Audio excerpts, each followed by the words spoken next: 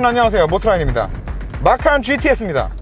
참 요즘 마칸이 관심을 많이 받고 있는데 황당하게도 GV70이 출시되고 나서 GV70을 보고 사람들이 와, 조선의 마칸이다 라고 자꾸 얘기를 해서 그런 것 같아요. 그런데 여러분, 얘요 절대 GV70하고 비교하시면 안 돼요. 왜냐?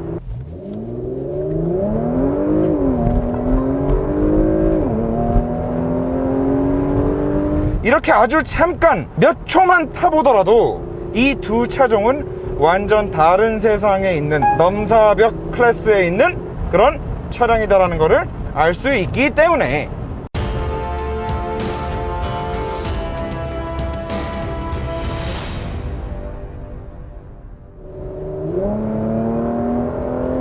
자, 항상 드리는 말씀이지만 엔진의 출력이 얼마다라는 거는 사실 진짜 그야말로 객관적인 그냥 숫자에 불과하다고 할 수 있겠습니다.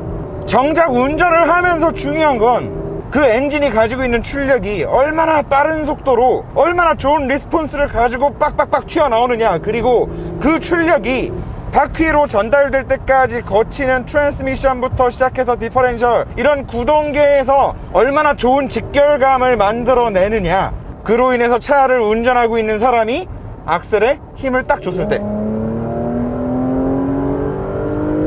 얼마나 이렇게 차와 하나된 느낌을 받으면서 재미있게 운전을 할 수 있는지, 이런 감성적인 부분이 굉장히 중요한 부분이다 라고 항상 말씀을 드려왔고, 그런 차원에서 지금 포르쉐가 가지고 있는 이 SUV에까지 녹여져 있는 이 스포츠 DNA, 이 스포츠성을 놓고 보았을 때 이건 진짜 그야말로 넘사벽이다 라는 말씀을 드리는 거죠. 그리고 사실 엔진만 본다고 했을 때 GV70과 지금 이 녀석에 들어가 있는 엔진은 그 엔진의 레이아웃을 보면 더더욱이나 비슷한 점이 많아요. 일단 둘 다 V6고요 트윈 터보입니다. 두 차량 다 380마력, 토크도 둘 다 약 50 정도 나오고요. 물론 아까도 말씀드렸듯이 엔진의 스펙이 이렇게 동일하다 하더라도 그 엔진이 가지고 있는 리스폰스 자체가 또 다른 부분도 분명히 있지만, 이거는 이렇게 동일한 출력을 줬을 때 이 받아주는 트랜스미션에 따라서 결국 이렇게까지 느낌이 달라질 수 있는 거죠. 자, 포르쉐 같은 경우도 카이엔급에는 오토미션을 사용합니다.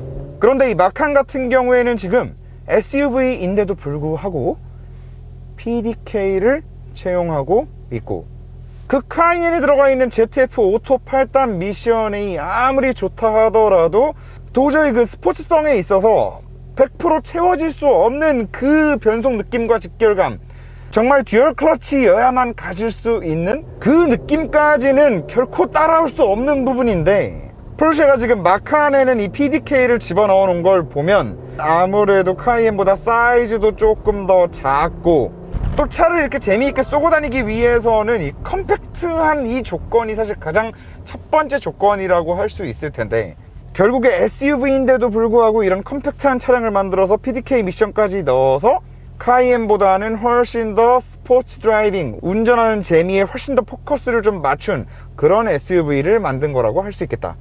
그래서 운전을 해보면 저 RPM 뿐만 아니죠, 모든 RPM 영역대에서 내가 악셀링을 할 때마다 엔진의 힘이 굉장히 빠르게 직결감 있게 정확하게 느껴지고 피드백이 오는 거죠. GV70 같은 경우에는 뭐 엔진 출력 300몇십 마력 뭐 그래요, 뭐 제네시스가 웬일이래 대단한데 라는 수치만 보면은 조금 뭐 그럴싸할 수 있지만, 정작 운전을 해보면 엔진이 앞에서 RPM이 왕 한번 돌고 나면 바닥으로 전달되는 데까지 두 템포, 세 템포를 쉬고 전달이 된단 말이에요. 현대가 자체적으로 만들어가지고 쓰고 있는 8단 후륜 베이스 오토미션의 한계라고 할 수 있겠죠. 그런데 항상 드리는 말씀이지만 우리는 그냥 공도에서 제로백을 측정하고 무슨 드래그레이스를 하는 게 아니란 말이에요. 그냥 이렇게 있다가도 갑자기 저 차를 추월하고 싶으면 악셀을 잠깐 딱 때리고 그냥 또 슬슬 가다가 한 번씩도 꼭 단순히 빠른 속도로 달리기만 한다라기보다는 이 순간순간의 가속력이랑 펀치력을 느끼면서 운전을 한단 말이죠. 제가 이 PDK 미션이 대단하다라는 말씀을 왜 계속 드리냐, SUV의 레이아웃을 가지고 있는 상태에서 이렇게 듀얼 클러치 미션을 넣어놓은 차가 극히 드물기 때문이기도 하고, 다시 말해서 그 말은 바꿔 말하면 이 PDK 미션이 마칸의 최대 매력 포인트일 수도 있겠다.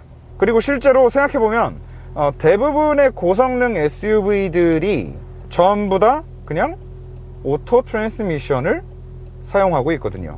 X5M도 마찬가지고 X3M, X4M, GV70, GV70도 어쨌든 380마력이니까 뭐 벤츠 같은 경우에는 자기네만의 뭐 MCT라는 미션을 만들어가지고 또 사용하고 있고. 자, 그러면 거기에다가 이 녀석 같은 경우에는 지금 PASM 옵션이 들어가면서 서스펜션도 또 에어 서스펜션이 들어가 있어요. 그래서 지금 스포츠 플러스 모드예요. 스포츠 플러스 모드에서 감쇄력이 가장 높게 올라가 있는 상태에서도 적당히 하드한 느낌을 만들어 주면서 그 에어 서스펜션만이 가지고 있는 그 느낌을 충분히 느낄 수 있을 정도로 차를 굉장히 좀 고급스럽게 계속 지탱을 해주고 있는데, 여기서 만약에 그냥 노멀 모드로 다니게 된다 그러면 또 완전 영락없는 에어 서스펜션의 그 고급진 느낌만 계속해서 느껴지는 부분입니다.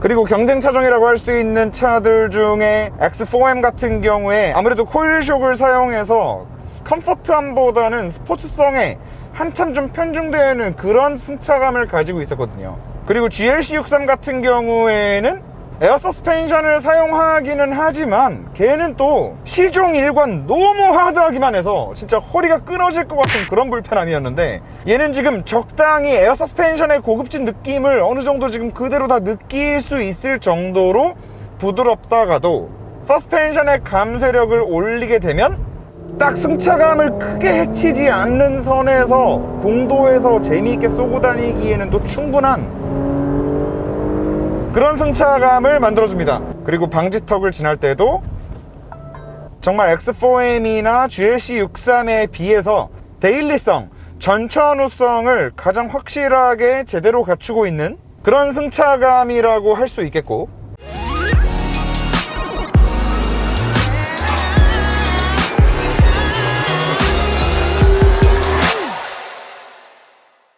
제가 그렇게 항상 요즘에 포르쉐만 타면은 그렇게 극찬하는 48V로 구동되는 PDCC가 이 녀석에 빠져있는 거는 너무나 아쉽기는 하지만, 확실히 카이엔이나 파나메라 같은 차종과 비교했을 때 얘가 사이즈가 작잖아요. 그리고 아무래도 시트 포지션이나 전체적으로 무게중심 자체도 더 낮을 거란 말이죠. 그래서 그런 이유 때문인지는 모르겠으나 지금 이 녀석에 PDCC가 들어가 있지 않다고 해서 크게 아쉬운 것 같지는 않아요. 그냥 이 녀석이 원래 가지고 있는 이 컴팩트함, 밸런스만으로도 충분한 느낌. 카이엔이나 파나메라에 들어갔던 PDCC가 그 무거운 덩치를 억지로 기술적으로 극복하기 위해서 사용되어지는 그런 좀 대단한 느낌이었다라고 하면은, 지금 얘 같은 경우에는 원래 몸집이 작고 경쾌해서 딱히 그럴 필요가 없는 느낌? 진짜로 감쇄력을 높여놓은 상태에서는 PDCC가 부럽지가 않아요. 없는 게 아쉽지가 않아요. 물론 있으면 더 좋았겠지만 애초에 이 마칸에서는 PDCC를 선택할 수 없다는 그 사실이 그렇게 크게 단점으로 다가오지는 않는다라는 말씀을 드린 겁니다. 그리고 이 모든 것들에 더해서 마지막으로 이제 PTV 플러스까지, 그냥 이거는 GV70에서도 항상 말씀을 드렸던 그 LSD와 관련된 건데, GV70 같은 경우에 이제 전자식 LSD가 들어가게 되면은 그 ELSD라고 표현을 하죠. 얘 같은 경우에는 이제 포르쉐 토크 벡터링 플러스라고 표현을 합니다. 그래서 PTV 플러스 옵션이 들어가서 지금 뒤쪽 디퍼렌셜이 전자식 LSD가 들어가 있고, 이제 뒷바퀴의 트랙션 상황에 따라서 코너 시에 차가 한쪽으로 쏠렸을 때 바깥쪽 정작 힘을 받고 출력을 줘야 돼주는 바깥쪽에 실시간으로 전자식으로 토크를 분배해준다. 그리고 저 전자식 LSD 포르쉐 토크 벡터링 플러스 같은 경우에는 꼭 큰 코너, 고속 코너에서만 느낄 수 있는 거는 아니에요. 지금 여기서 유턴만 조금 빠른 속도로 해봐도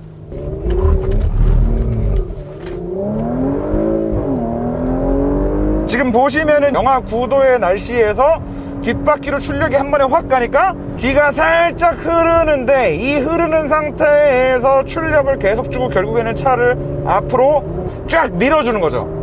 그리고 이거는 뭐 수치적으로 딱 뭐 정확하게 나와 있는 거는 아니지만 그 GV70에서 느껴지던 저 LSD의 느낌이랑은 또 좀 달라요. 뭐 당연한 얘기지만 그 LSD도 결국에는 그 작동하는 로직이 중요하겠죠. 네. 그런데 얘가 로직이 한참 더 똑똑한 느낌. 그리고 이 마칸의 뒷좌석 공간도 많이 질문들을 해주셨는데요. 지금 저희 뒤에 카시트 걸려있는 거 보이시죠? 이전에도 제가 한번 소개해드린 적이 있는데 그 바스프의 엘라스토플렉스 폼 사용하고, 그리고 듀퐁의 라이크라 원단, 여자분들 속옷 원단, 그 두 개 특수 코팅으로 결합해서 만든 어린이 카시트. 유럽의 최신 카시트 안전 규격인 아이사이즈 다 충족하고, 지금 저 녀석 같은 경우에는 주니어예요. 그래서 주니어용 같은 경우에는 이제 키로 구분합니다. 키로. 네, 100에서 150cm까지. 지금 카시트가 걸려있는 것만 보셔도 대충 감이 오실 텐데, 사실 실내 공간에 있어서, 그 특히나 뒷좌석 공간에 있어서만큼은 아무래도 지금 이 녀석이 아직까지는 페이스리프트에 그치고 있고 1세대 처음 나왔던 마칸의 플랫폼을 그대로 계속 지금 이어가고 있다 보니까 실내 공간에 있어서 경쟁 모델인 X3M이나 뭐 GV70은 이게 자꾸 경쟁 모델이 아닌데 같은 비사이즈라고 오해할 수 있는데, 그 차종들 중에서 아무래도 뒷좌석 공간은 좀 체감상 가장 좁게 느껴집니다. 그리고 GV70보다는 한참 작은 것 같아요. 네, 약간 거의 뭐 코나 느낌? 그리고 말 나온 김에 그러면 GV70이 더 나은 게 뭐가 있냐? GV70은 HUD가 있네요. 네, HUD가 있고 주행보조 장치가 얘보다는 똑똑하고요. 그리고 뒷자리 공간이 더 넓다. 뭐 그 정도 생각해 주시면 되지 않을까 싶습니다. 자, 지금 이 녀석하고 GV70의 풀옵션을 놓고 비교를 한다 하더라도 가격 차이가 무려 5천입니다. 그리고 중요한 건 그만한 가격 차이가 충분히 납득이 될 정도의 성능의 차이도 있다라는 거죠. 그리고 자동차를 어디 뭐 성능만 놓고 삽니까? 우리가 브랜드 봐야죠. 브랜드. 네, 브랜드 봐야 되고 디자인 봐야죠. 이번에 페이스리프트 되면서 사실 옆라인이랑 앞라인 같은 경우는 뭐야 별로 바뀐 게 없네 싶은데, 뒤에 테일램프가 싹 지나갈 때 보면 언뜻 카이엔 쿠페 느낌이 좀 나요. 그리고 뭐 누구도 부정할 수 없고 누구도 무시할 수 없고 누구도 인정하지 아니할 수 없는 이 포르쉐라는 브랜드. 네. 이 디자인이랑 브랜드 가치만 하더라도 네, 그 GV70과의 가격 차이의 한 반 정도는 커버를 치지 않을까. 나머지는 성능으로 커버를 치고. 자, 뭐 그렇습니다. 네. 좀 본의 아니게 네, 마칸 리뷰하면서 GV70 얘기를 많이 했는데 무조건 포르쉐가 비싸니까 더 좋다라는 말씀을 드리는 건 아니에요. GV70은 GV70대로 6천만 원의 값어치를 충분히 하는 차라는 생각이 들고, 이 차는 이 차대로 1억 2천만 원의 값어치를 충분히 하는 그런 차라는 말씀을 드리는 겁니다. 그리고 마칸을 7,500만 원짜리 스탠다드 모델로 이렇게 또 비교를 하신 분들이 있는데, 네, 그 7,500짜리 마칸은 마칸 아니에요. 네, 그걸로 절대 비교하시면 안 되고, 마칸은 모스테도 2.9 트윈 터보 엔진 들어가 있는 이 GTS 모델부터 마칸이라고 좀 하면 될 것 같고, PDCC는 선택할 수 없더라도 이 PASM, 네, 에어 서스펜션 들어가고, 저 뒤에 LSD, 네, PTV 플러스까지 들어가 있는 차가 진짜 네, 포르쉐 마칸이다라는 생각이 듭니다. 네, 그래서 이거를 기준으로 비교했을 때, 자, 오늘 리뷰는 여기까지 하는 것으로 하겠습니다. 마칸 정말 작고, 이 작은 사이즈지만 그래도 SUV의 실용성을 가지고 있으면서도 PDK 미션과 PTV 플러스와 에어 서스펜션의 그 고급짐, 다이나믹함들을 전부 다 느낄 수 있는 굉장히 매력 있는 차량인 것 같습니다.